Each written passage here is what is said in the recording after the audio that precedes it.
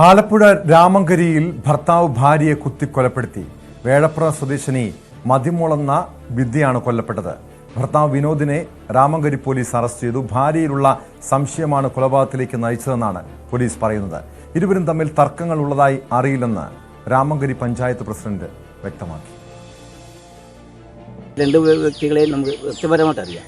ഒന്ന് ഈ മരിച്ച പെൺകുട്ടി എന്ന് പറയുന്നത് ഞാൻ 2-ാം വാർഡിലെ രാമങ്കരി പഞ്ചായത്തിലെ 2-ാം വാർഡിലെ കുടുംബാംഗമാണ്. ഈ മരിച്ച പെൺകുട്ടി എനിക്കവരെ വ്യക്തിപരമായിട്ട് നേരിട്ട് അറിയാം.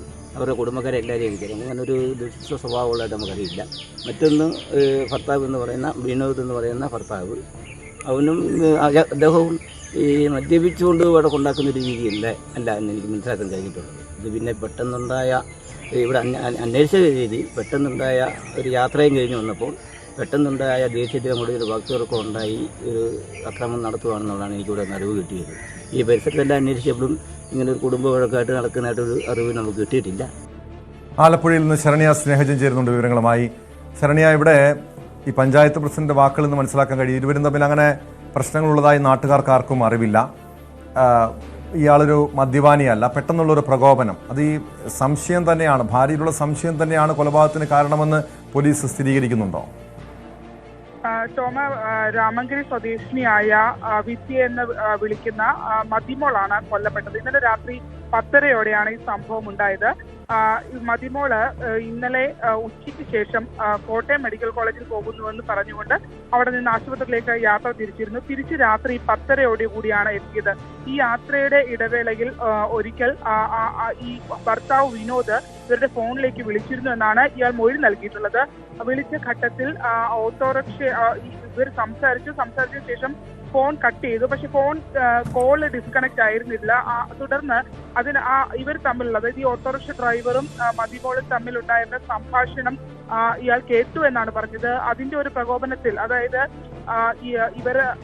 ഇയാൾ പോലീസിനോട് ചതി എന്നുള്ള രീതിയിലാണ് ആ രീതിയിലാണ് മൊഴിയിൽ പറഞ്ഞതെന്നുള്ളതാണ് നമുക്ക് അറിയാൻ കഴിഞ്ഞിട്ടുള്ളത്. ആ രീതിയിൽ അത്തരമൊരു സംശയം ഇയാൾക്ക് ഉടലെടുത്തിരുന്നു. അതിന്റെ ഒരു പകയിലാണ് കാത്തിരുന്നത് എന്നുള്ളതാണ് നമുക്ക് അറിയാൻ കഴിഞ്ഞത്. വീട്ടിലേക്കെത്തി ഈ വീടിനകത്തേക്ക് പ്രവേശിക്കുന്ന ഘട്ടത്തിൽ തന്നെ ഭാര്യയെ ഇയാൾ കുത്തുകയായിരുന്നു. കത്തി ഉപയോഗിച്ച് ആദ്യം നെഞ്ചിലും പിന്നീട് വയറിലും കുത്തി.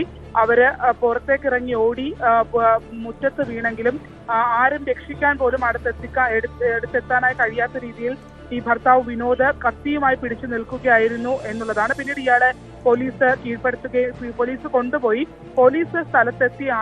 രാമങ്കരി പോലീസ് സ്ഥലത്തെത്തിയാണ് മൃതദേഹം ആശുപത്രിയിലടക്കം മാറ്റുകയും ചെയ്തത്. ആ ഘട്ടത്തിൽ ഇവർ മരണപ്പെട്ടിരുന്നു എന്നുള്ളതാണ്. പോലീസിന് ഇവർ നൽകിയിട്ടുള്ള ഒരു മൊഴി ഇത് തന്നെയാണ്. അതായത് ഈ ഭാര്യയോടുള്ള ഒരു അവിശ്വാസവും ആ രീതിയിൽ തന്നോട് പ്രവർത്തിച്ചത് കൊണ്ടാണ് താൻ കൊലപ്പെടുത്തിയത് എന്നുള്ള രീതിയിലാണ് ഇയാൾ മൊഴി നൽകിയിട്ടുള്ളതെന്നാണ്. പക്ഷേ ഇവർ തമ്മിൽ അത്തരത്തിലുള്ള പ്രശ്നങ്ങളൊന്നും ഉണ്ടായിരുന്നില്ല എന്നുള്ളതാണ് നമ്മൾ നേരത്തെ കേട്ട രാമങ്കരി പഞ്ചായത്ത്. ശരണ്യ സൂചിപ്പിച്ചതുപോലെ അങ്ങനെ ഈ ഓട്ടോ ഡ്രൈവറുമായിട്ട് ഇവർക്കൊരു ബന്ധമുണ്ടെന്നൊരു സംശയം, അത് ഈ ഫോൺ സംഭാഷണത്തിൽ നിന്നാണ് മനസ്സിലാക്കാൻ കഴിഞ്ഞതെന്നാണ് പ്രതി പോലീസിനോടും പറഞ്ഞത്. അങ്ങനെ പകരത്തിന് പകരം ചതിക്ക് ചതി എന്ന രീതിയിൽ താൻ ഭാര്യയെ കൊലപ്പെടുത്തിയെന്നാണ് പറയുന്നത്. ഈ കൊലപാതകം നടക്കുന്ന സമയത്ത് വീട്ടിൽ ആരെങ്കിലും ഉണ്ടായിരുന്നോ? ഇവർക്ക് മക്കളോ അല്ലെങ്കിൽ മറ്റേതെങ്കിലും ബന്ധുക്കളോ വീട്ടിലുണ്ടായിരുന്ന സമയത്താണോ ഈ ക്രൂരകൃത്യം നടന്നത്? ശരണ്യ, ബന്ധുക്കളുണ്ട്.